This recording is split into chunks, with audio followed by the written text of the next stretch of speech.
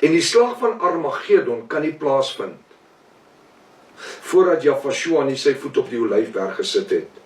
En die Olyfberg, want die Olyfberg lê reg teenoor die Tempelmount, die Dome of the Rock. Die slag Armageddon kan nie plaasvind voordat Jahshua sy voet op die Olyfberg sit. Openbaring 19 vers 11, dis wanneer hy op die wit perd kom met die swaard om te kom oorlog maak teen die antichristiese mense. Nee, dis 'n godsdienstige leuen daai, dis 'n kerkleuen. Toe Jahshua aan die kruis hang en hy sterf en hy sê dis volbring, het hy al die oorlog klaar gewen. Hy het die stryd volstry tot op die einde. Hy het nie nodig om een swaard te kom trek. Wanneer hy praat van die swaard, en ons gaan baie van die goed hoor, vanaand u wat 'n nuwe kyker is, wat nog nie na my lesings geluister het nie. Ek gaan verskriklik verwys na beeldspraak.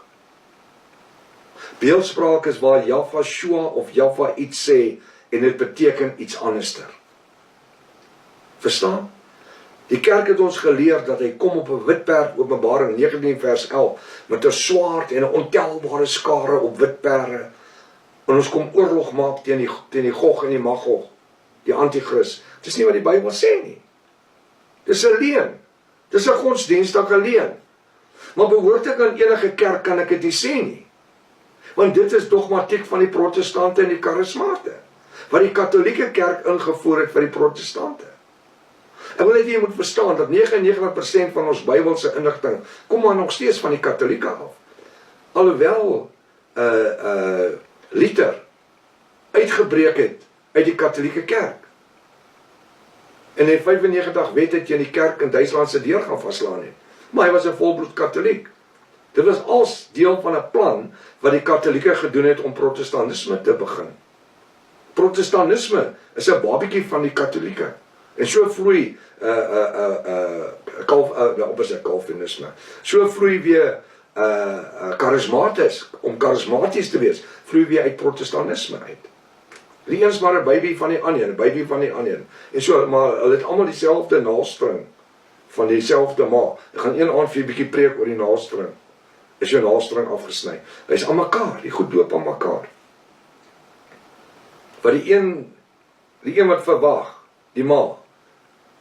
As hy 'n kind het, of 2 kinders, of 3 kinders verwag, 'n 3-ling, 4-ling, almal kry van presies dieselfde goed en wat sy inkry. As hy rook, dan al die kinders longprobleme.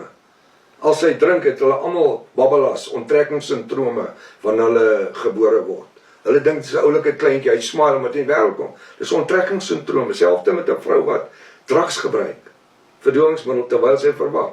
Daai kleintjies, hulle dink hy's oulik, hy smile, hy kry seer, hy soek die drugs. Hoekom? Daar's 'n naaldstring wat hom gevoer het. Gaan een aand met julle 'n bietjie praat oor dit. Ek gaan ook 'n reeks doen oor preke, waar ek gaan sit en preek, maar ons wil 'n stoel eers kry wat wielietjies het, laat ek kan rondstoot, rondhardloop. Grappie. Maar daar kom 'n reeks oor verskillende preke wat ek reeds gelewer het in my tyd as 'n pastoor, maar wat ook van toepaslik is in die tyd wat ons lewe. So kom ons kom terug. Ek gaan nie gaan vind, van tyd tot tyd stap ek 'n bietjie van die onderwerp af en kom ek terug, want dis hoe die Ruach dit vir my gee, halleluja. Die Ruach, vir u wat nie weet nie, die Heilige Gees, né? So wanneer ons dan na hierdie eskatologie kyk, dan besef ons dat die eskatologie gaan oor baie meer as wat die kerke ons probeer verduidelik het.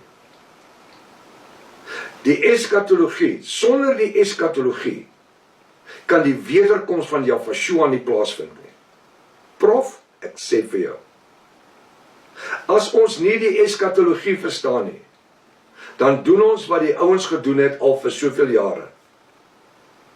Daar's 'n vredesverbond wat gesluit word, Daniël 9:27, jy kan dit gaan lees, tussen die vors en die prins, katholieke paus in Israel, Daniël en sy volk, Daniël 12 vers 1, gaan kyk, Daniël 12 vers 1, en die engel Michael praat met Daniël en sy volk. Daniël en sy volk, wie sy volk? Israel. Daniël en sy volk. En daar volgens moet daar 'n verbond geteken word, Daniël 9:27. Maar ek sien dat dit is verseël. En dis hoekom die godsdienstwêreld dit nie kan verstaan nie. En daarom kry ek van wel 99% van die spookpredikers wat sê dat die antichrist gaan 'n moslim wees. Want daar's 'n ou in Amerika wat dit gesê het, en hulle glo eerder die Amerikaners voor hulle die Bybel glo.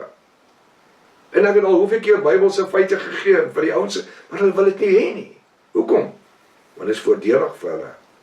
As hulle môre begin preek dat die antichrist is die Rooms-Katolieke paus, dan verloor hulle al hulle aanhangers.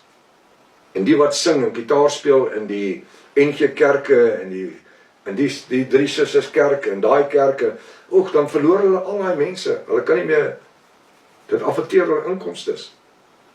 En dis hoekom hulle gaan preek en leer dat die antichrist kom met die moslims uit. Kan nie wees nie. Die antichrist, die moslim, gaan 'n islamiet wees. Ekskuus tog. Die valse profeet gaan 'n moslim wees. Hulle sê nee, die antichrist is 'n moslim en die valse profeet is die katolieke. Kan nie wees nie. Die dier met die 7 koppe en 10 horings, dit is eskatologie. As jy net vanaf kyk, Openbaring 13 vers 1 tot 10. Die dier wat uit die see uitkom. Met die 7 koppe en 10 horings, die Babyloniese hoermoeder. Openbaring 17 vers 1 tot en met vers 11. Openbaring 17 vers 15 sê, en die vrou wat jy gesien sit het, oor die waters wat regeer, die Babyloniese hoermoeder. Dis volkere, mense, nasies en tale. So wanneer ek sien van water in die boek Daniël en die boek Openbaring, is dit mense, volkere, nasies en tale. Nou weet baie van u dit al gehoor, vernaam die studente. Ons sit op die oomblik seker met so 3000 studente wat nie grade swat nie, of wat nie pastoraal swat nie. So hulle is woordstudente. Want my hele curriculum lê op die internet. As jy 'n website toe gaan, jy klik op die webtuis, as jy oopmaak, lê daar lesings, Laansom lê daar EEBISA, Eskatologiese Eindtyd Bybel Instituut. Dis 'n 3 jaar kursus. As jy hom net doen, klik op hom, als is daar van lesing 1 af reg deur vir die 3 jaar. Maar jy kry nie 'n diploma of 'n graad of enigiets nie, want jy skryf nie eksamens nie. En vir baie mense gaan dit oor die kennis. Dit gaan oor kopkennis. As jy by daai kursus begin, val jy van jou bed af. Jy het 'n paar seatbelts nodig om jou vas te maak, om in jou stoel te bly. Want dit is nie kerkdogma nie.